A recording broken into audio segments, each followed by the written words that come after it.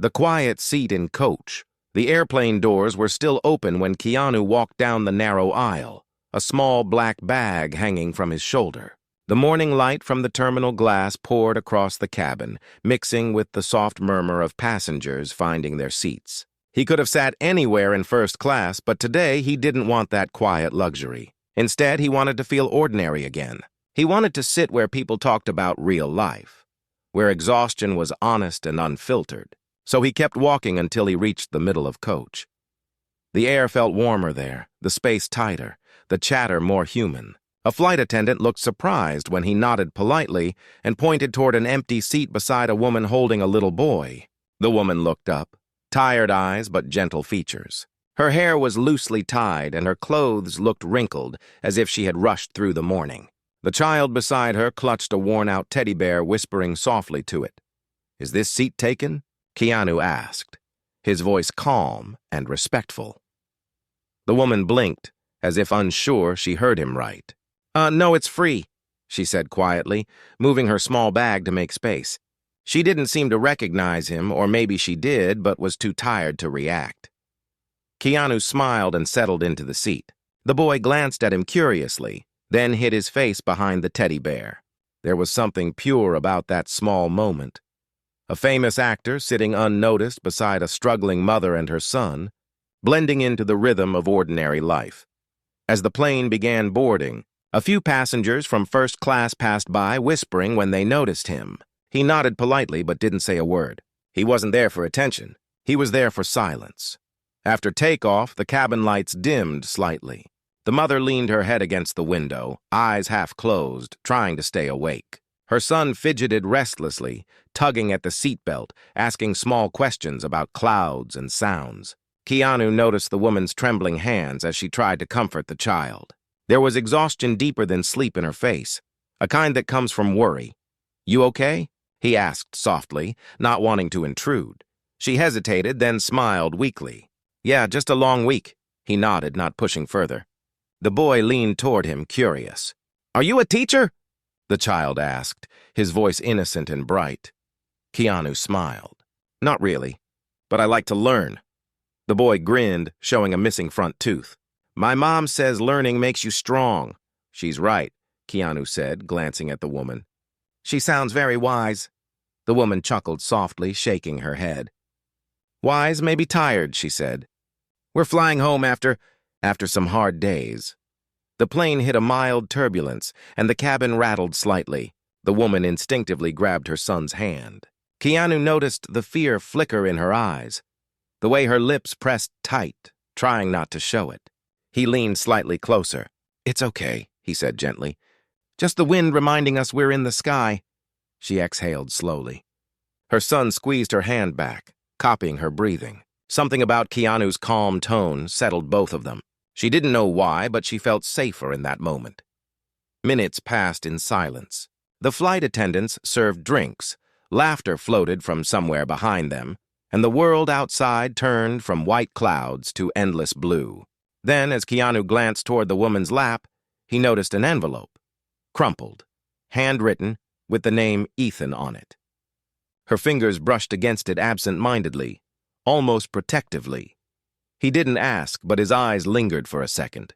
There was something heavy in that letter, something that didn't belong to casual travel. Sometime later, the boy fell asleep with his head on his mother's lap. She stared out the window, lost in thought. Keanu could feel that silence had weight. It wasn't peaceful. It was the kind of silence that came from carrying too much alone. "You heading home?" he asked quietly. She nodded. "Yeah, trying to. I'm going back after 3 years. It's complicated." He didn't press. She looked like someone who hadn't been heard in a long time, someone used to pretending everything was fine. But then she whispered, almost to herself, "My husband passed away last year. I stayed in the city to work, but it's been hard. My mom's sick now, so I'm taking Ethan back to her. We don't really have much left there, but at least it's home." Keanu looked at her carefully. Her voice didn't ask for pity. It carried quiet strength, the kind that's built through pain. "That's brave," he said softly. She looked at him, puzzled. "Brave?" "Yeah," he said. "It takes courage to keep moving when life keeps taking things from you." For the first time in hours, she smiled. Not out of politeness, but because someone finally saw her beyond her struggle. The rest of the flight felt different. Keanu didn't talk much, but he listened when she spoke. She told him about her son's school, about how she worked 2 jobs, about the nights she would sit awake wondering if she was doing enough. Every word carried truth, and every silence carried pain. When the plane began descending, the captain's voice filled the cabin. People adjusted their seats, fastened belts, and prepared for landing. The mother gently woke her son. "We're almost home, sweetheart," she whispered. But her tone had a mix of relief and fear because home wasn't always safety. Sometimes it was just the place you go when there's nowhere else left. As the wheels touched down, a small gasp escaped her lips. Her son laughed in excitement, pointing at the lights below. Keanu smiled faintly, remembering how joy could still bloom in small hearts, even when adults forgot how. When they landed, passengers rushed to grab their bags. Keanu waited, letting others go first. The woman tried to lift her suitcase from the overhead bin, but it was heavy. Before she could struggle, he stood and quietly helped her without saying a word. She whispered, "Thank you." But he just nodded. Outside, near the baggage claim, he noticed her trying to hold a phone that kept disconnecting. Her face changed as she listened to the static. Something wasn't right. The color drained from her cheeks. She ended the call slowly, her hands shaking. Keanu stepped closer, concerned. "Everything okay?" She blinked rapidly, trying to hold back tears. "That was the hospital," she whispered. "My mom, she's in critical condition. They said she might not make it through the night." The noise of the airport seemed to fade. People walked around them, but in that small circle of silence, only her trembling breath existed. Keanu didn't know what to say at first. Sometimes words couldn't fix pain, but his presence, quiet, steady, seemed to keep her from falling apart completely. He placed a hand gently on her shoulder, his voice calm. "Let's get you there as soon as possible." She nodded, tears breaking free. Her son held her hand, confused and scared. The moment was too heavy for a child to understand. As they walked toward the exit, the boy looked up at Keanu. "Are you coming with us?" he asked. Keanu paused. His next words carried a quiet promise. "Yes, I'll help you get there." And in that simple sentence, something shifted. A stranger became a guardian for one night. A quiet soul who refused to let pain go unseen. Outside, the sky was turning gray. Rain clouds gathered as the wind picked up. Somewhere beyond those clouds, a small town waited. A mother's last breath waited, and a story of kindness was about to unfold in ways no one on that plane could have imagined. The long road home? The sky had turned darker when they stepped outside the airport. Thick clouds rolled above, and a faint drizzle began to fall. The boy held his mother's hand tightly, his teddy bear pressed against his chest. She looked around, lost, overwhelmed by everything happening at once. Keanu stood beside her, his calm presence quietly grounding the moment. "Is there a way I can get you to the hospital?" he asked gently. She hesitated, unsure whether to accept help from a stranger. But the way he spoke, steady, kind, without a trace of pity, made her nod. "It's 2 hours away," she said softly. "There's a small hospital near Woodhaven town. I was going to rent a car, but—" Her voice trailed off as she realized her credit card might not even have enough balance. Keanu simply said, "Then we'll go together." "I'll drive." She looked at him in surprise. "You don't have to—" "I know," he interrupted calmly. "But I want to." The woman blinked back tears and whispered, "Thank you." She didn't even know his name yet. Just that something about him felt safe, like warmth in the middle of a cold storm. They reached the rental counter, and Keanu quietly handled the formalities. No one seemed to notice him. He wore a simple cap and an old black jacket that hid his face well enough. Soon they were driving through the rain, the road stretching endlessly ahead. Streetlights blurred through the water on the windshield, and the rhythmic sound of wipers filled the silence. For a while, no one spoke. The boy watched the raindrops slide across the window. His mother stared straight ahead, her thoughts racing. Keanu kept his focus on the road, his hands steady on the wheel. Then he said softly, "You haven't eaten anything, have you?" She shook her head. "Not since morning. We were running late for the flight." He nodded. We'll stop somewhere soon. They found a small diner along the highway, glowing faintly under the rain. The place was quiet, half empty, smelling of coffee and rain-soaked asphalt. They sat near the window. The boy ordered pancakes, the mother asked for tea, and Keanu just got black coffee. The waitress smiled kindly, unaware she was serving one of the most recognized faces in the world. For the first time in hours, the mother allowed herself to breathe. She watched her son draw patterns on a napkin, his laughter soft but bright. Keanu watched them quietly, a faint smile crossing his face. "You're very patient with him," he said. She looked down, brushing a strand of wet hair from her face. "He's all I have left. I try my best, but sometimes it feels like it's never enough." Keanu took a slow sip of coffee.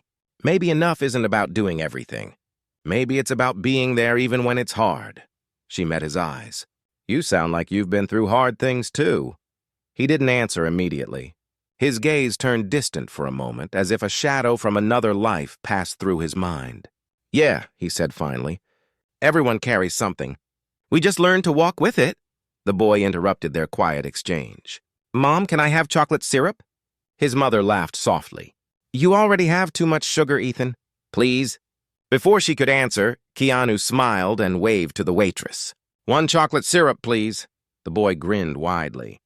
"You're cool," he said. Keanu chuckled. "Don't tell your mom that." The warmth in the small diner didn't erase the pain waiting for them, but for a brief moment, it gave them something rare, comfort. After paying for the meal, they stepped outside again. The rain had stopped, but the wind still carried the scent of wet earth. The drive ahead would take another hour. The woman leaned her head against the window, exhaustion finally catching up to her. Her son fell asleep soon after. Keanu drove in silence, his eyes reflecting the glow of passing headlights. He thought about his own mother, the struggles she faced raising him and his sister. He remembered the nights when silence filled their small apartment, the days when he had to grow up too fast. Maybe that was why he had chosen to sit and coach that day, to feel something real again, to remind himself of the world beyond fame and cameras. The car hit a bump, and the boy stirred. "Are we there yet?" he murmured sleepily. "Almost," Keanu said.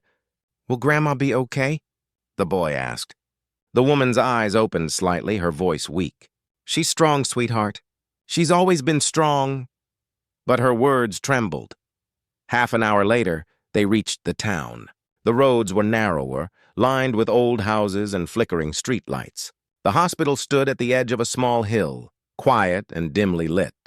As they pulled into the parking lot, the woman's breathing grew shallow.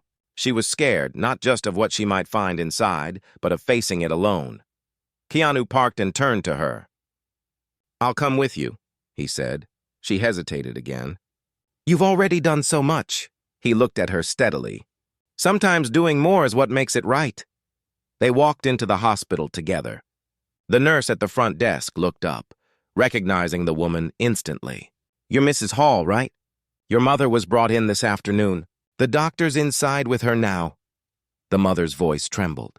"Is she?" The nurse sighed softly. "She's holding on. But you should go in now." Keanu stayed back with the boy, who looked frightened. He knelt down, meeting the child's eyes. "Your mom's going to talk to the doctor. Let's wait right here, okay?" The boy nodded, but clutched Keanu's hand tightly. "I'm scared," he whispered. Keanu placed a gentle hand on his shoulder. "Being scared just means you care. That's what brave people feel before they do something good." The boy's eyes softened, his grip relaxing a little. Minutes passed before the woman came out again. Her face was pale, her eyes red.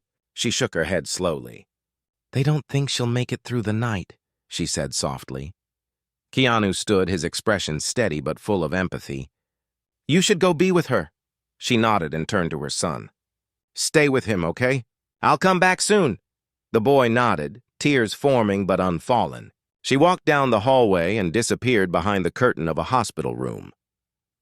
Keanu sat beside the boy on a small bench. The hallway smelled of antiseptic and rain. Silence settled again, deep and heavy. Somewhere down the corridor, a heart monitor beeped slowly.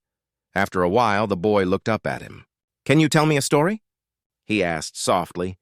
Keanu smiled faintly. "A story?" The boy nodded. So I don't have to think about sad things. He thought for a moment. Then, in a quiet voice, he began. Once there was a little star who lived far away from the others. It thought it wasn't bright enough, so it tried to shine like everyone else. But no matter how hard it tried, it always felt small. One night, a traveler got lost in the dark, and that little star was the only light he could see. It guided him home, even though it didn't think it was bright at all. The boy listened silently, his eyes half closed. So, Keanu continued softly, sometimes you don't have to be the brightest to make a difference. You just have to shine in your own way. The boy smiled weakly. That's a nice story. It's true, Keanu said, his voice low. Your mom is one of those stars. The boy leaned his head against his arm and fell asleep. An hour later, the hallway lights dimmed. The sound of footsteps echoed faintly. The woman returned, walking slowly, her hands trembling. Her eyes told the story before her lips did. She's gone, she whispered.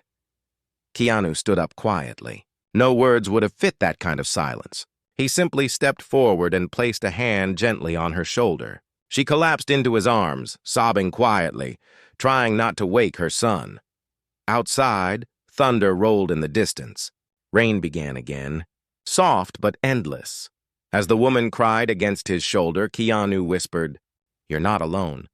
And though they had met only hours ago, in that single moment, something unspoken passed between them. Something real, something human, something deeper than sympathy. Because sometimes, in the middle of a storm, a stranger can become the only light that helps you find your way home. The promise under the rain. The rain outside the hospital fell harder through the night, painting the glass windows with streaks of silver. Thunder rolled across the sky like a low drumbeat, but inside, the world had gone quiet.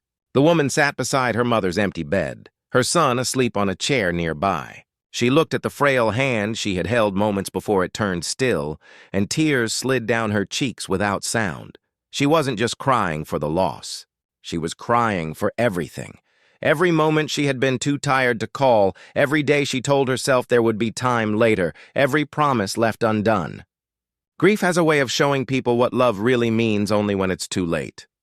Keanu stood quietly by the doorway. He hadn't left since they arrived. He didn't try to speak, didn't offer empty words. He simply waited, letting her grieve in her own silence. He understood that sometimes what heals most is not advice, but presence.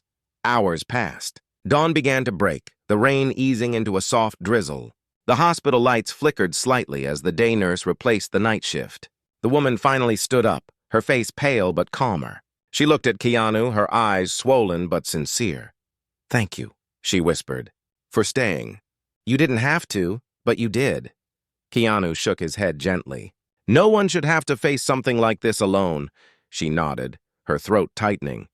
I don't even know your name, he smiled softly. Keanu. Her eyes widened for a moment, the name echoing faintly in her memory.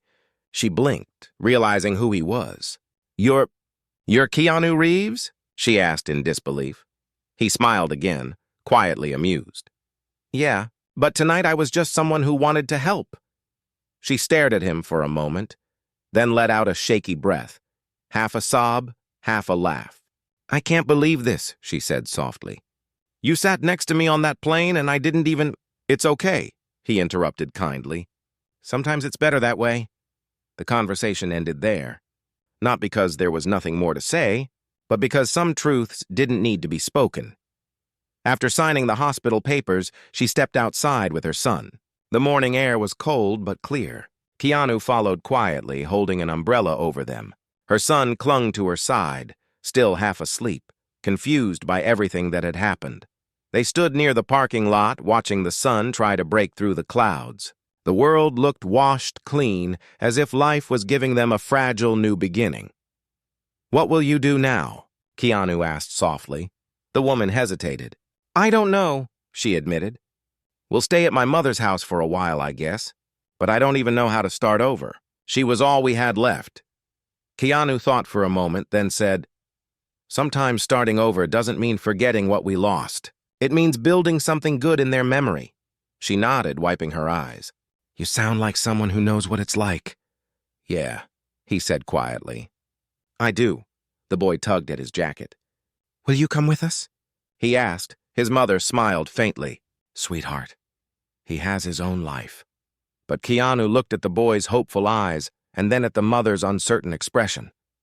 Just for a little while, he said, to make sure you're both okay. They drove in silence again, but this time it wasn't heavy. The woman seemed lost in thought, her son watching trees pass by the window. Keanu's gaze stayed on the road, but his mind wandered to his own losses, to how pain had a way of making strangers feel like family for a moment in time. After a while, they reached the edge of town where the woman's small house stood. The place looked old but peaceful, surrounded by tall grass and blooming trees. It felt like a piece of the past waiting to be remembered. As they stepped inside, everything smelled faintly of her mother's perfume, lavender and rain. The photos on the walls told stories of better days. The boy ran to the kitchen and found a faded teacup on the counter, his grandmother's favorite. The woman placed her bag down and exhaled deeply, exhaustion flooding her. It's strange, she said softly. I spent so long trying to get away from this place, and now it's all I have. Keanu walked to the window, looking out at the distant hills. Sometimes the places we run from are the ones that heal us. She turned toward him, studying his calmness. How do you do that? Do what? Say things that make pain sound softer, he smiled faintly. I don't. I just learned to sit with it until it changes shape. She looked down, remembering his story about the little star. You really believe that? I have to, he said, or else the darkness wins. The boy came running in holding an old photo. Look, Mom. Grandma and Grandpa at the lake. She took the photo gently, her eyes filling again. Keanu watched the way she held it, not like an object, but like a memory she could still touch. After a while, she said quietly, Would you like some tea? He nodded and she went to prepare it. For the first time, the house filled with sound. The whistle of boiling water, the creak of wooden floors, the laughter of a child rediscovering small joys. When she brought the tea, they sat at the old dining table. She looked at Keanu, her eyes still red but her voice steadier. I don't know how to repay you. He shook his head. You don't have to. No, really, she insisted. You could have walked away. But you didn't. Why? He took a deep breath before answering. Because someone once did that for me. When I was lost, a stranger sat beside me and didn't leave. I never forgot it. She looked at him silently. Something about the way he said it, so genuine, so calm, made her realize that kindness had roots in pain. The boy interrupted them again, holding a small box. Mom, what's this? She frowned. That's Grandma's old jewelry box. The boy opened it carefully, revealing a few trinkets, some old coins, and a folded note. She unfolded the note slowly, her mother's handwriting shaking but clear. If you're reading this, it means I'm gone. Don't cry too long, my love. Find light again and teach Ethan that love is not what we lose, it's what we give. And when you feel alone, remember, you were always stronger than you thought. Her hands trembled. She pressed the letter to her chest, closing her eyes. Tears fell again, but this time they carried both pain and peace. Keanu watched quietly, his gaze soft. She knew you'd need those words, he said. The woman nodded, her voice barely a whisper. She always knew what to say. A quiet moment passed. The rain outside had stopped completely, replaced by sunlight breaking through the clouds. The air smelled clean and alive. Keanu stood up. I should go, he said softly. The boy looked up quickly. Already? He smiled. You'll be okay now. Both of you. The woman followed him to the porch. Thank you for everything, she said. You didn't just help us. You reminded me there's still good in people. Keanu looked at her, his voice calm but deep. The world's full of quiet goodness. It just hides behind the noise, she smiled faintly. You'll always be welcome here. He nodded and walked toward the car. But as he opened the door, she called after him. Wait! He turned, the morning light catching his face. She hesitated, then said, If you hadn't sat beside me on that plane, I don't know how I would have made it through today. He smiled gently. Maybe that's why I was meant to sit there. And with that, He got in the car and drove away down the narrow road, the sunlight glinting off the wet pavement. The woman watched until the car disappeared over the hill. She stood there for a long time, the breeze moving softly through her hair, and for the first time in a long while she felt something she hadn't felt since before her mother fell ill: hope. But miles down the road, Keanu's phone buzzed. He glanced at it, frowning slightly. It was a message from a journalist he knew. "Heard you were spotted in Woodhaven helping someone last night." "Is that true?" He sighed quietly. He hadn't meant for anyone to notice. He didn't do it for attention. But fate had its own plans. And soon what happened on that plane and afterward would become something far bigger than he ever expected. The story that the world discovered: 3 days had passed since the funeral. The air around the small town had grown still, but inside the little house, life had begun to stir again. The woman had unpacked her mother's belongings, cooked small meals, and tried to bring some rhythm back to her days. Her son played outside in the muddy yard, chasing the stray cat that had started visiting since they arrived. Grief still lived in the corners of the house, but so did gratitude. The woman often found herself looking at the empty chair at the kitchen table and whispering silent thanks for her mother, for her strength, and for the stranger who sat beside her on that flight. She hadn't seen Keanu since he drove away that morning. She assumed he had gone back to his own world, back to the cameras, interviews, and busy schedules. But every time the rain fell, she thought of that night. She thought of how he had stood quietly when the world felt like it was ending. On the 4th morning, her phone buzzed with messages. At first, she ignored them, thinking they were from relatives or neighbors. But when she opened one, her hands froze. It was a photo, grainy, taken by someone at the airport days earlier. It showed her son, and Keanu walking together under the rain. The headline beneath it read, "Keanu Reeves helps grieving mother and child after emotional flight." Her heart skipped. She scrolled further. The story was everywhere, shared by news pages, social media accounts, and blogs. People were calling it the most human act of the year. There were comments from strangers around the world, calling it beautiful, inspiring, unbelievable. For a moment, she felt exposed. Her private pain had become a public story. She didn't even know how the story had spread, but somewhere deep down, she knew it wasn't Keanu. He wasn't the type to seek attention. Her phone buzzed again. This time, it was a call from an unknown number. She hesitated, then answered. A calm voice spoke. "Is this Miss Hall?" "Yes," she said cautiously. "This is Michael Davis from Sunrise Magazine. We'd like to ask about what happened on your flight with Keanu Reeves. The world is touched by it. Can you share your experience?" She paused. "It wasn't a story," she said quietly. "It was just kindness." "Exactly," the journalist replied. "That's why people want to hear it." She declined politely, ending the call. She didn't want to turn that night into a headline. To her, it wasn't a performance. It was a moment of real humanity that didn't need to be sold. Meanwhile, across the city, Keanu sat in a quiet corner of a small cafe. He had seen the articles too. His assistant had called early that morning saying the story had gone viral. He had sighed softly. "Let it be," he had said. "But they're asking for interviews," the assistant replied. "Every outlet wants to know what really happened." "There's nothing to tell," he said calmly. Someone needed help. "That's all." The assistant went silent. Keanu returned to his coffee and the sound of rain tapping against the glass. He didn't mind that people found hope in the story, but he didn't want it to turn into a performance. Real kindness, he believed, should stay quiet. Later that afternoon, his phone rang again. It was an unknown number. He almost ignored it but answered at the last second. "Hello?" A soft voice replied. "It's me, Claire. From the flight."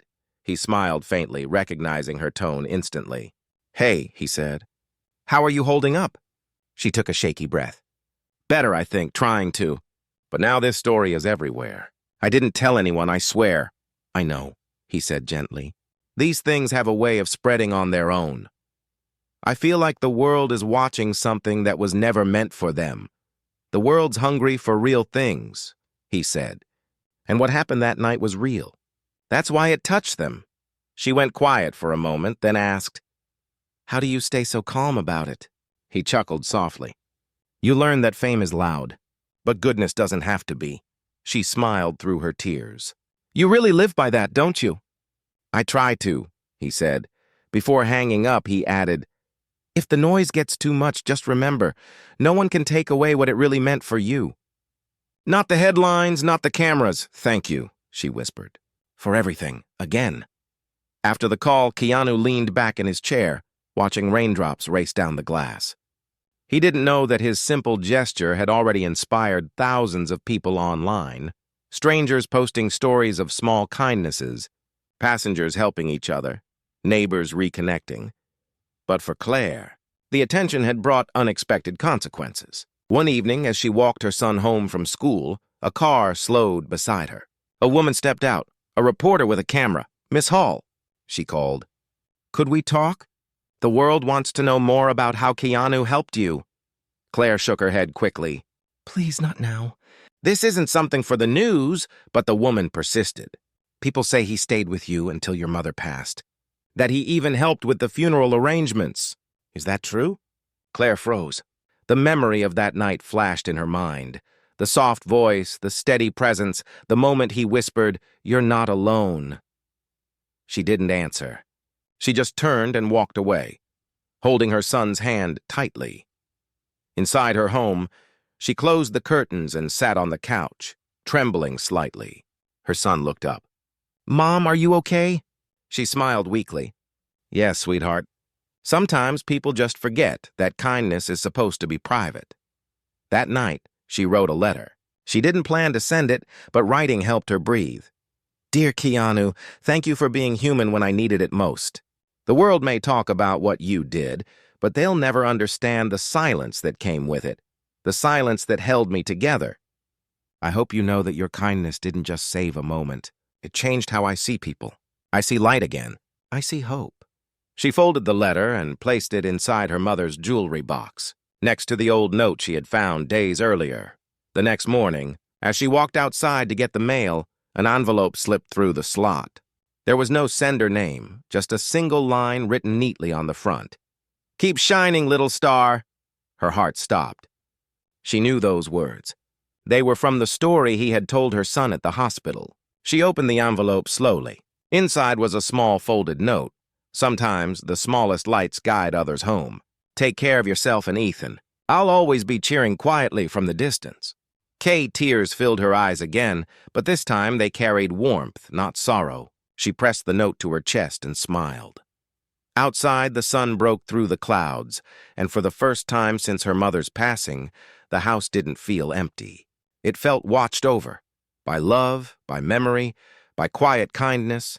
But far away, Keanu's team was facing pressure. Publicists were calling, studios were drafting statements, and reporters wanted a response. His manager told him, "We could use this story, you know.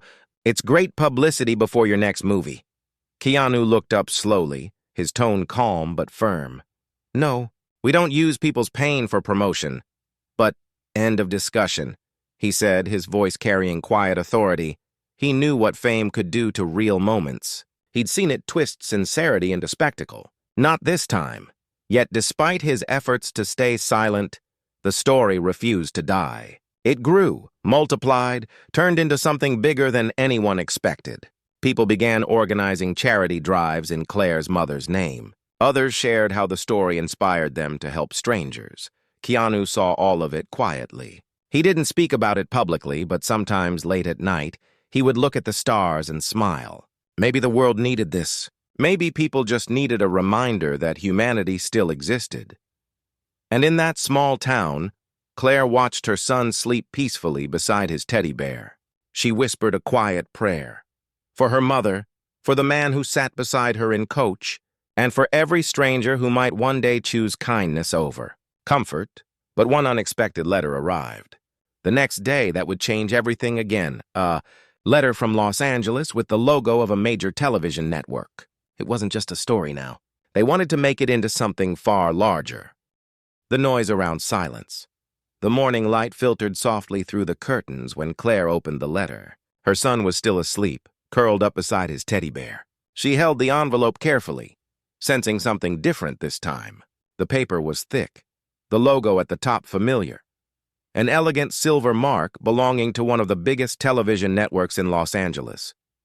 She unfolded the letter slowly. The words were polished, polite, and persuasive.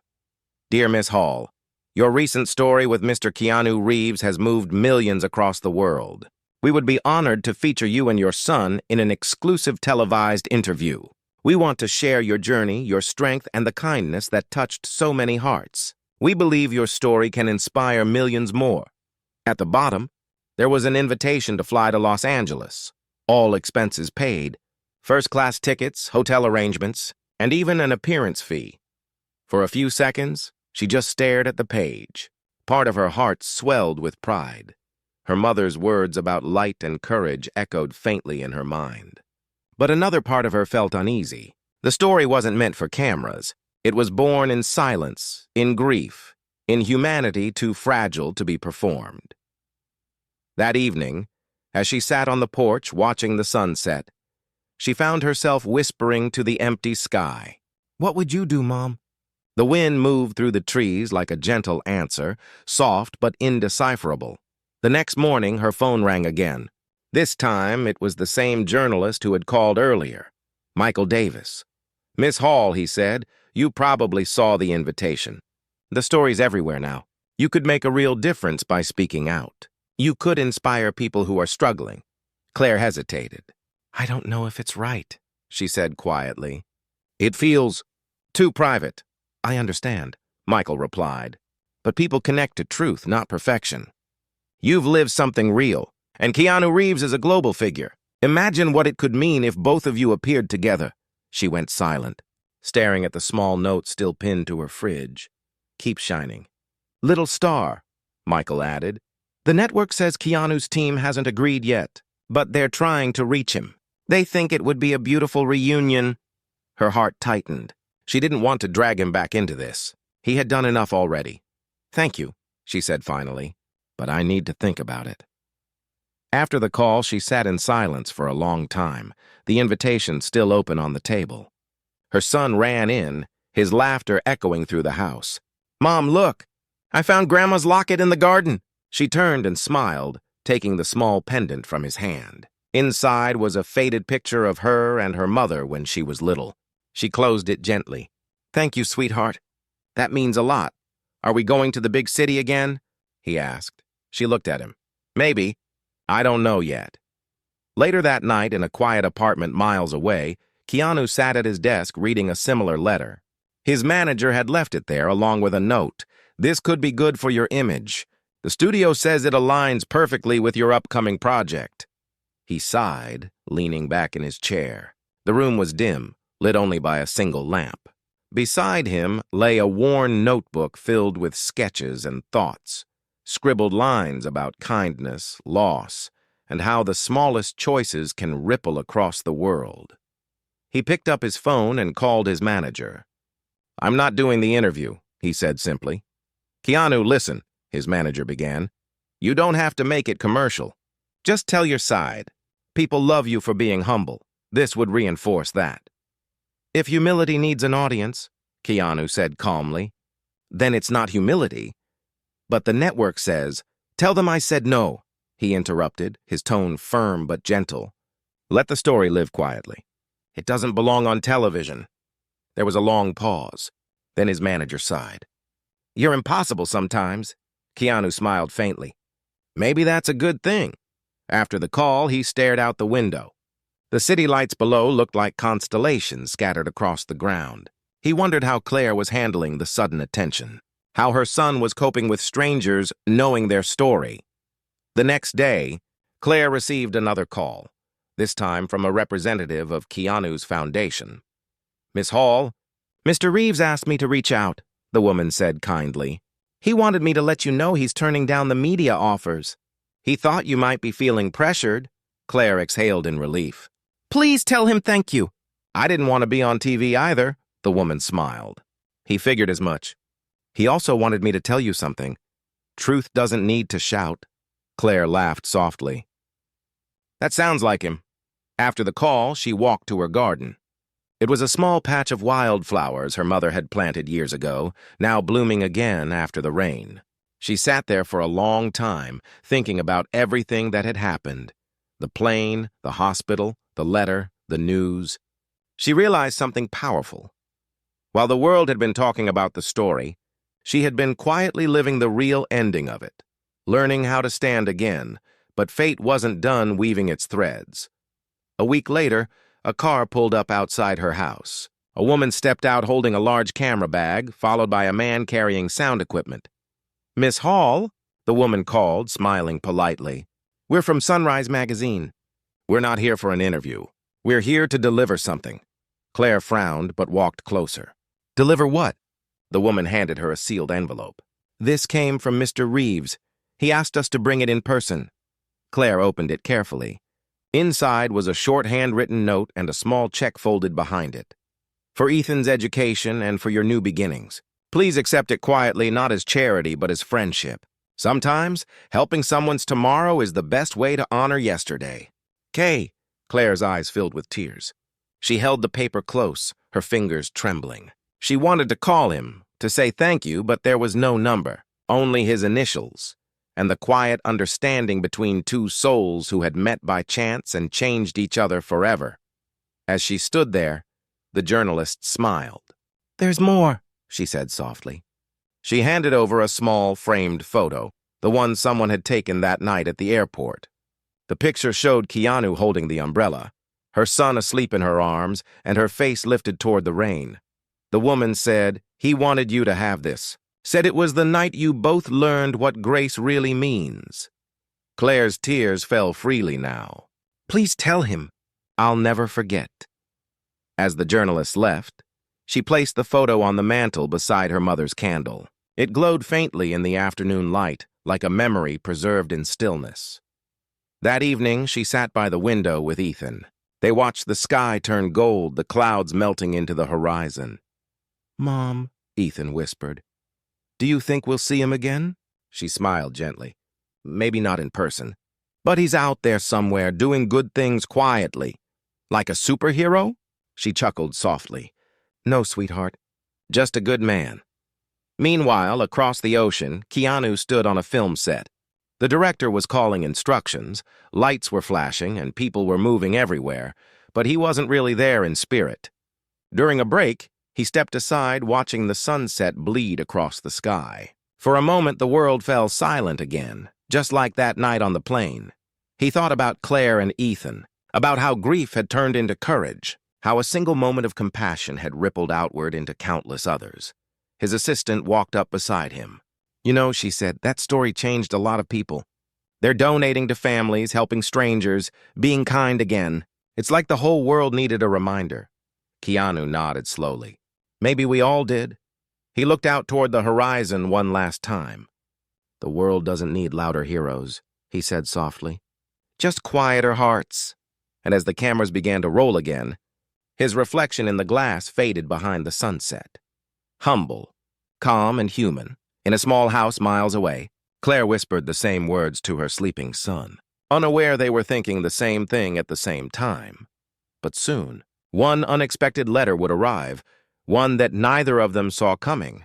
A letter that would test everything they had learned about love, loss, and what it truly means to keep a promise.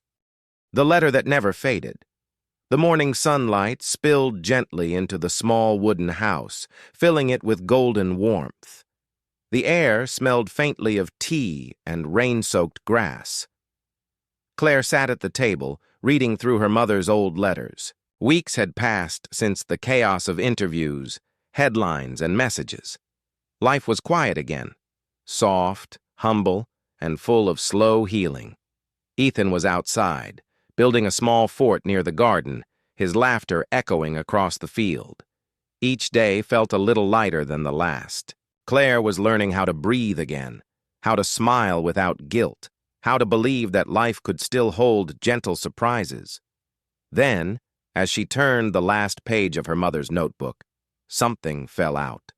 A sealed envelope hidden between the yellowed pages. Her mother's handwriting covered the front. "For my daughter when she finds light again." Her hands trembled as she opened it. Inside was a folded letter and a faded photograph. The picture showed her mother standing beside a younger man, long hair, calm eyes, a faint smile.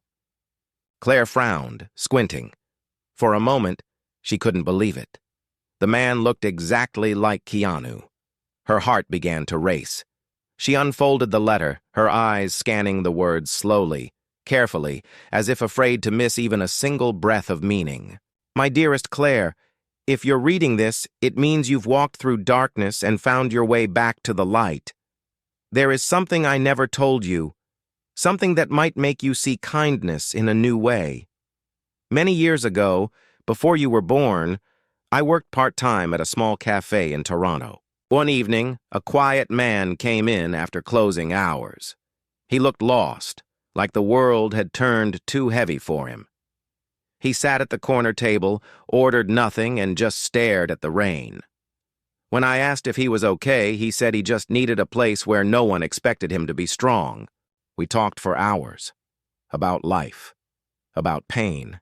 About losing people and still learning to love the world again. Before leaving, he thanked me. I told him he didn't owe me anything. He smiled and said, "One day when your daughter is hurting, maybe the world will send kindness back to her." I didn't know who he was then. I just knew his name, Keanu. If the world ever brings him back into your life, tell him I kept that night in my heart. Tell him his kindness reached farther than he'll ever know. Love always, Mom. Claire's breath caught. Tears filled her eyes, her heart thundering with disbelief and awe. Her mother's words blurred through her tears. She looked again at the faded photograph. The same calm eyes, the same warmth. It wasn't a coincidence. It couldn't be. The man who had sat beside her on that plane, the one who helped her when her world was falling apart, had unknowingly fulfilled a promise he made decades ago. For a long moment, she couldn't move.